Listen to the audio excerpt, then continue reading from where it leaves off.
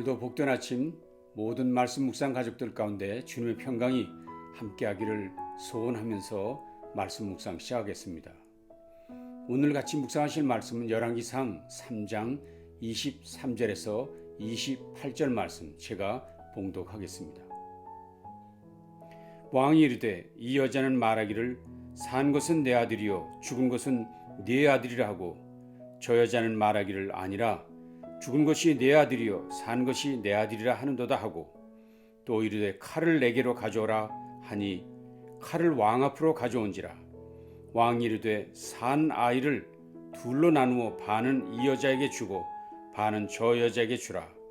그 산 아들의 어머니 되는 여자가 그 아들을 위하여 마음이 불붙는 것 같아서 왕께 아뢰어 청하건대 내 주여 산 아이를 그에게 주시고 아무쪼록 죽이지 마옵소서 하되 다른 여자는 말하기를 내 것도 되게 말고 네 것도 되게 말고 나누게 하라 하는지라. 왕이 대답하여 이르되 산 아이를 저 여자에게 주고 결코 죽이지 말라. 저가 그의 어머니이니라 하매 온 이스라엘이 왕이 심리하여 판결함을 듣고 왕을 두려워하였으니 이는 하나님의 지혜가 그의 속에 있어 판결함을 봄이더라. 아멘. 오늘 봉독해 드린 본문은 솔로몬 왕의 재판 이야기입니다. 솔로몬의 재판에 대해서는 많은 이야기들이 우리 주변에 있습니다. 믿는 사람은 물론 불신자들까지도 솔로몬의 재판을 칭찬하고 있습니다. 대부분의 묵상들은 두 여인을 대하는 솔로몬의 태도에 집중하고 있습니다. 즉 여인들이 감히 왕 앞에 나올 수 없는 창녀들임에도 불구하고 그들을 왕궁으로 불러들였고 끝까지 솔로몬은 그들의 이야기를 청정해 주었다는 점에서 재판관으로서의 자세가 바로 되었다 하는 점입니다. 또 어떤 분은 솔로몬의 비록 창녀들의 자식임에도 불구하고 적극적으로 해결해 주었다는 점에서 생명을 존중할 줄 아는 솔로몬은 명재판관이라 할 수 있다는 것입니다. 또 어떤 분은 솔로몬의 긍휼의 마음이 재판관으로서의 좋은 본보기라고도 했습니다. 그렇습니다. 모두 일리 있는 이야기들일 것입니다. 그러나 과연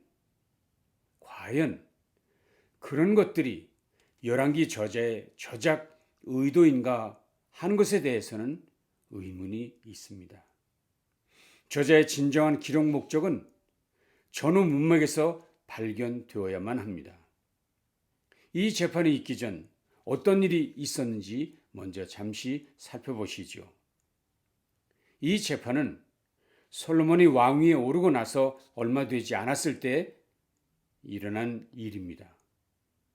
형 아도니아의 반란으로 나라 전체가 어수선했을 때 솔로몬은 하나님께 일천번제 감사의 제물을 드렸고 모든 신하들을 위하여 잔치를 베풀었다고 성경은 이야기하고 있습니다. 잔치가 주는 기쁨과 즐거움으로 나라의 분위기를 일신했다는 것을 알 수 있습니다. 특별히 그때 솔로몬이 하나님께 드린 일천번제와 기도를 통해서 솔로몬은 세상의 부귀를 구하지 않고 지혜를 구함으로 하나님께서 기뻐하시고 그가 구한 지혜를 주셨다는 말씀이 이 본문의 가장 중요한 부분이라 할 것입니다. 하나님의 지혜를 구한 솔로몬, 이 부분이 열왕기 저자에게도 가장 중요한 부분이라고 할 수 있습니다. 그리고 솔로몬이 하나님께 지혜를 구하고 얻은 이후 지혜를 얻은 솔로몬에게 일어난 일이 오늘 본문의 내용입니다. 다시 말하면 하나님께서 솔로몬이 구한 대로 지혜를 주시고 그리고 난 후 솔로몬에게 있었던 일이 여인들의 재판이었다는 이야기입니다. 그때 솔로몬으로서는 한 번도 경험해 보지 못한 몹시 난해한 문제에 봉착하게 되었습니다. 몸을 파는 두 창기가 씨를 알 수 없는 아기 하나를 둘러싸고 싸움을 벌였고 그 문제를 왕에게까지 가지고 왔던 것입니다. 지혜를 얻은 솔로몬이 해결해야 할 문제가 국정도 외교도 아닌 여인들의 아기 소유권을 따지는 민사소송이랐다는 사실이 당혹스럽습니다. 솔로몬은 현장에 있었던 사람도 아닌 제3자로서 이 일의 시비를 가린다는 것이 자연스럽지도 않습니다. 그런데다가 감히 두 여인은 왕 앞에서 다투기까지 했습니다. 참으로 상상도 할 수 없는 일이 지금 솔로몬 왕 앞에서 벌어지고 있는 것입니다. 자, 그러나 그럼에도 불구하고 솔로몬은 노하지 않았습니다. 그들의 얘기를 듣고는 곧바로 해결책을 제시했습니다. 솔로몬은 칼을 가져오게 했습니다. 그리고 그 칼로 아이를 둘로 나누어 반씩 두 여자에게 나누어 주라고 명령을 합니다. 신하들이 얼마나 당혹했을까요?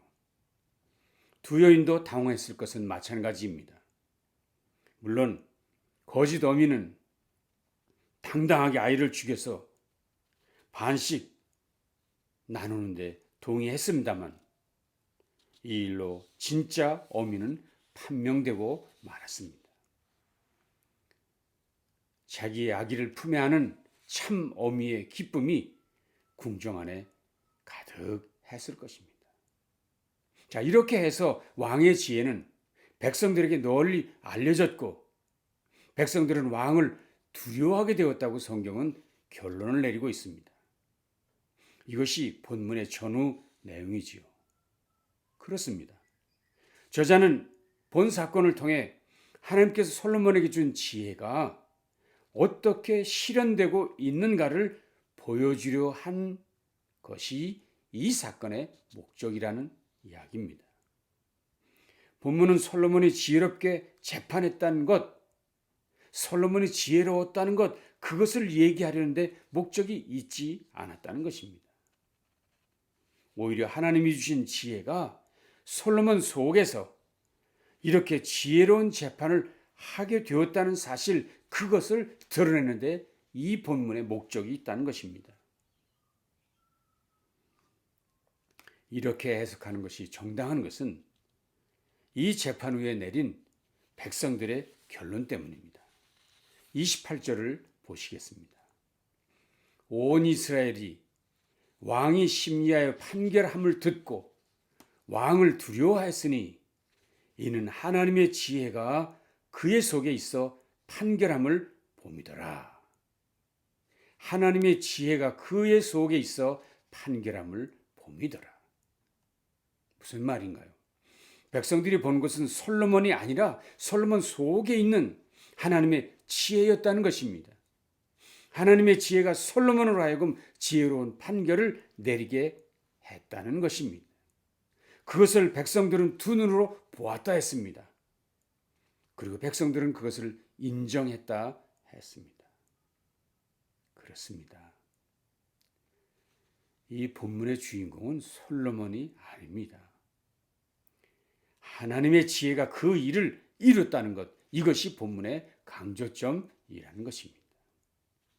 물론 우리가 여기서 주목해야 할 것이 있지요.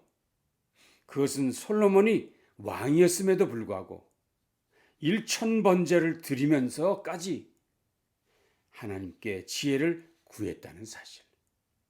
그는 왕이면서도 즉위하자마자 나는 무지합니다. 나는 부족합니다. 나는 연약합니다. 하면서 하나님의 지혜를 간절히 구했다는 것. 그건 참 잘한 일이고 본받아야 할 일입니다. 그래서 우리 모두도 붙잡아야 될 중요한 교훈으로서 하나님의 지혜를 간절히 구하는 사람이 되어야 한다 하는 것 마땅한 교훈입니다.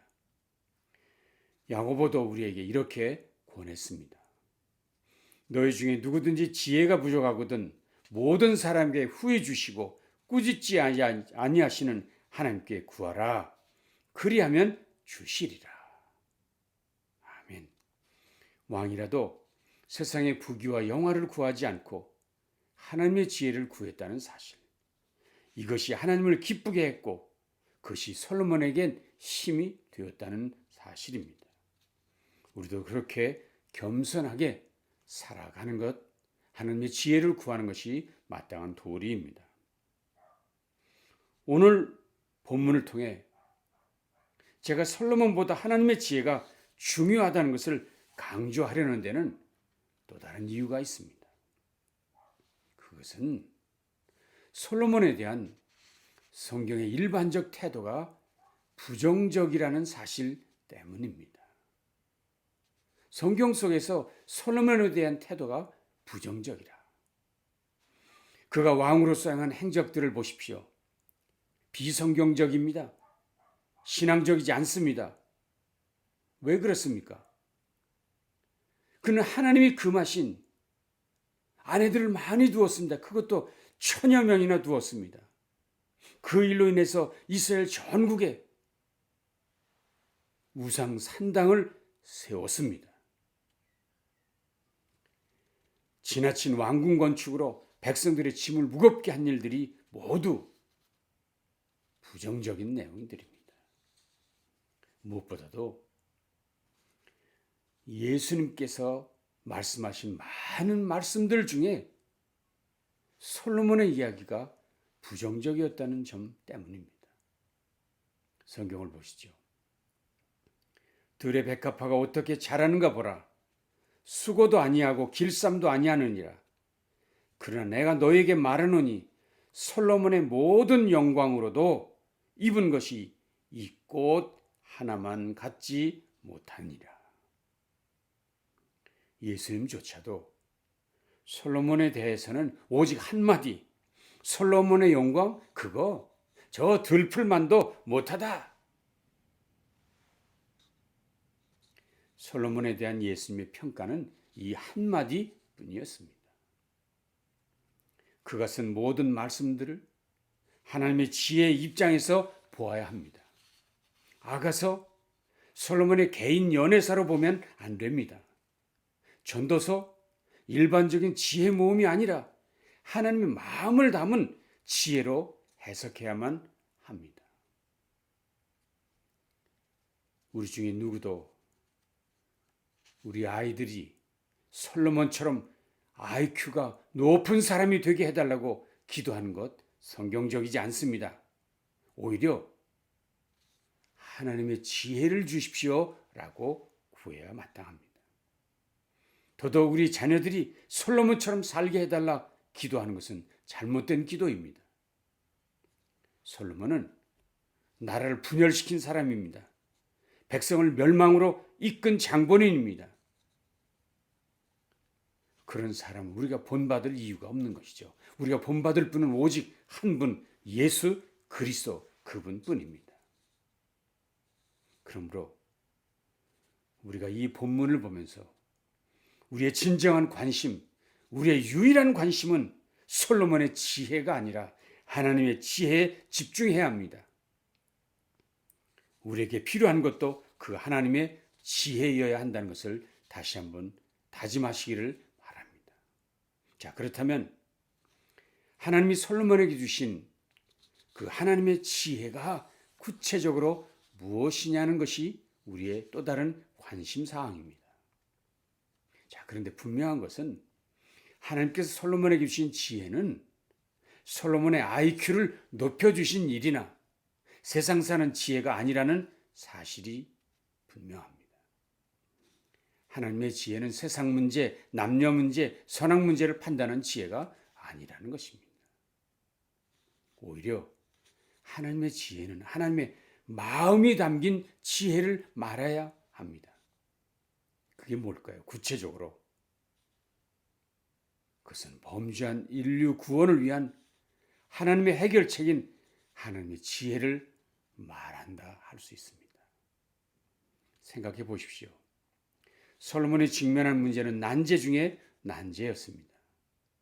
친자 확인할 인간적 방법이 없었던 당시 이는 더더욱 난감한 문제였을 것입니다. 사람들이 해결할 수 없어서 결국 왕에게까지 이 문제를 들고 나온 것이 아니었겠습니까? 저는 이 문제를 보면서 생각나는 일이 있습니다. 그건 다름 아니라 인간의 범죄를 보면서 가지셨던 하나님의 안타까운 마음이 생각났습니다. 생각해 보십시오. 범죄한 인간, 징벌을 받아야만 마땅하다는 것이 하나님의 정의였지만, 그래서 인간은 죽음에 처해졌죠. 그러나 그 인간은 하나님께서 그분의 아이디어로, 그분의 손가락으로 직접 지으시고, 온 우주를, 그가 지으신 온 우주를 그의 손에 맡기기까지 사랑하셨던 그 인간이었습니다. 그런데 그 인간이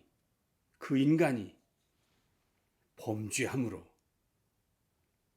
죽일 수밖에 없는, 죽임을 당해야만 한다는 처지에 놓인 것이지요. 그러니 하나님의 입장에서 이걸 죽일 수도 살릴 수도 없는 난제 중에 난제가 된 것입니다. 그런데 그 난제를 풀어낸 하나님의 지혜가 있었습니다. 그것이 무엇입니까? 그것은 하나님의 독생자 예수 그리스도를 죗값으로 죽이시고 그가 사랑하는 인류를 건져내신 일입니다. 그것이 하나님의 지혜, 하나님의 의였습니다. 그래서 성경은 이렇게 말씀하죠. 그리스도는 하나님의 능력이요 하나님의 지혜니라. 그리스도는 하나님의 지혜라. 그렇습니다. 그리스도가 하나님의 지혜입니다. 그리스도가 하나님의 능력입니다. 범죄한 인간을 향한 하나님의 지혜는 독생자를 죽임으로 율법의 요구를 충족시키고 그 일을 통해 사랑하는 인간을 구원해내신다는 지혜입니다. 그것이 곧 예수를 십자가에 죽이시고 인간을 건지신 하나님의 지혜였습니다. 저는 오늘 솔로몬의 재판을 보면서 인간 구속의 그림자인 그 예수 그리스도를 발견할 수 있었다는 것입니다. 즉 솔로몬이 아이를 죽이라 명령함으로 아이를 살리는 지혜, 심지어 그 사실을 믿었던 한 여인도 살게 되었다는 이 명판결, 그것은 하나님의 지혜인 예수 그리스도의 그림자였다는 사실입니다. 죽음으로 생명을 구하는 일, 십자가가 영생의 길임을 우리는 이 판결에서 볼 수 있다는 이야기입니다. 그렇습니다. 하나님의 지혜는 십자가입니다. 하나님의 지혜는 독생자 예수 그리스도를 십자가에 죽이시고 인류를 구원하신 그 일, 그것이 삶의 길, 그것이 생명의 길입니다. 그런 면에서 솔로몬의 재판을 그저 인간 솔로몬의 명재판으로 해석하는 것은 부당합니다. 오히려 그 일을 통해 하나님께서 인류를 구원하시는 하나님의 지혜의 그림자를 발견했다고 해석함이 옳습니다. 그렇지 않습니까? 모든 성경, 모든 장면에서 우리는 하나님의 지혜, 구속의 역사를 발견할 수 있다고 우리는 확실히 믿습니다. 그것이 성경이라고, 그것이 성경 기록의 궁극적 목적이라고 우리는 확신합니다. 하나님의 지혜는 예수 그리스도를 죽이시고 인생을 살리신 일이었습니다. 우리가 그것을 믿을 때, 그리고 순종할 때 영생의 길이 열리는 것이죠. 인류 구원을 위한 하나님의 지혜인 십자가만이 우리 모두의 구원의 길인 줄로 다시 한번 확신합니다. 오늘도 솔로몬이 하나님의 지혜를 구하여 생명을 건진 것처럼 우리 모두도 전능하신 하나님께 그 하나님의 지혜를 구하여서 그 지혜로 영생의 복음을 널리 증거하고 생명을 구하는 복된 성도들 모두 되시기를 이 본문을 통해서 다시 한번 깨닫습니다. 이 구원의 말씀이 저와 여러분 모두에게 복이 되는, 생명이 되는 귀한 시간 되기를 소원합니다. 기도하겠습니다. 주님, 이 아침에도 우리에게 귀한 말씀으로 우리 영혼을 새롭게 하시니 감사합니다. 하나님의 지혜가 세상을 건지고 하나님의 지혜가 영혼을 새롭게 하는 것을 깨달았사오니 이 하나님의 지혜를 널리 증거하여 또 다른 생명을 구원하는 우리 모두 되도록 함께해 주시옵소서. 예수님 귀하신 이름으로 간절히 축복하며 기도합니다. 아멘. 남은 날도 승리하시기 바랍니다.